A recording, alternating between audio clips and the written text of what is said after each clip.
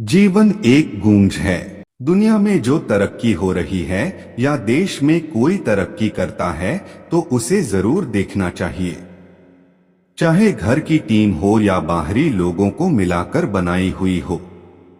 जहां जहां अच्छे समूह बन गए वहां वहां तरक्की हो गई। ऐसा ही देखा गया है। आपके आसपास जितने लोग तरक्की पसंद हैं वो मिलकर ही काम करते होंगे। उनका टीम वर्क होगा। एक परिवार था, वो गरीब था, खाने को कुछ नहीं था। काफी सोचा कि काम मिले मगर काम नहीं मिला। दो बच्चे थे, बीबी थी। एक दिन उन्हें विचार आया कि इस गांव में काम मिलना मुश्किल है, चलो कहीं और चलते हैं।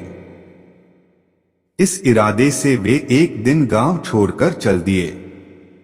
रात का समय था, रास्ता भी जंगली था। सोचा वृक्ष के नीचे रात गुजारी जाए। आदमी ने अपने एक लड़के को लकड़ी चुनने तथा दूसरे को पानी लाने के लिए भेज दिया तथा बीबी को चूल्हा बनाने के लिए कहा और उसने जगह साफ कर दी।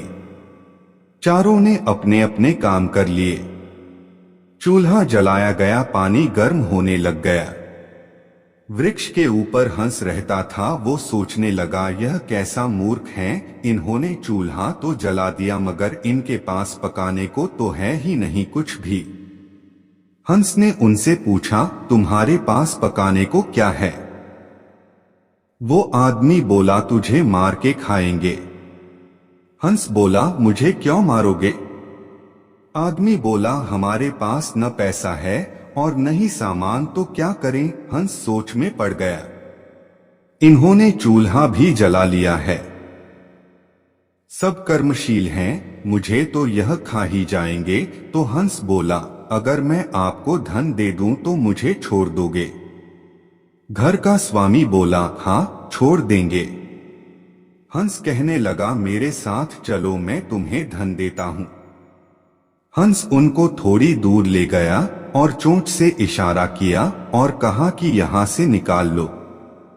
उन्होंने गड्ढा खोदा और वहां से धन निकाल लिया। हंस का धन्यवाद करके वापस अपने गांव आ गए और एक ही दिन में खूब मौज से रहने लग गए। अब उनके घर में किसी चीज की कमी नहीं थी। पड़ोसी ने देखा कि इस परिवार के पास ऐसी कौन सी चीज आ गई जो इनके पास इतना कुछ आ गया। उसने छोटे लड़के को बुलाकर सारी बात पूछ ली कि पैसा कहां से आया है। उनके भी दो बच्चे थे। उन्होंने भी ऐसी योजना बनाई और चल दिए। उन्होंने उसी वृक्ष के नीचे डेरा लगा लिया। आदमी ने अपने बड़े लड़के को कहा, लकड़ी लाओ तथा छोटे लड़के को पानी लाने के लिए कहा, परंतु दोनों आनाकानी करने लगे। बीबी ने भी कहा कि मैं थक चुकी हूं। जैसे जैसे पानी लकड़ी इकट्ठी हो गई और पानी गर्म होने लगा। हंस फिर आया और बोला, तुम्हारे पास खाने को तो नहीं है तो फिर पानी गर्म कर रहे हो? आदमी बोला, तुझे मारकर खाएंगे।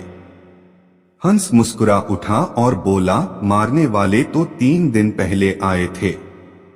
तुम अपना समय खराब मत करो। घर जाओ, तुम मुझे क्या मरोगे, तुम तो आपस में ही लड़ रहे हो। जिन्होंने दूसरों को जितना होता है वे खुद नहीं लड़ते। संसार का नियम भी ऐसा ही है। जिन लोगों ने तरक्की करनी है वे मिलकर चलते हैं और आज भी संसार में उनका ही बोल बाला है। जो आपसी तालमेल में रहते हैं वे ही समाज रूपी हंस को जीत सकते हैं।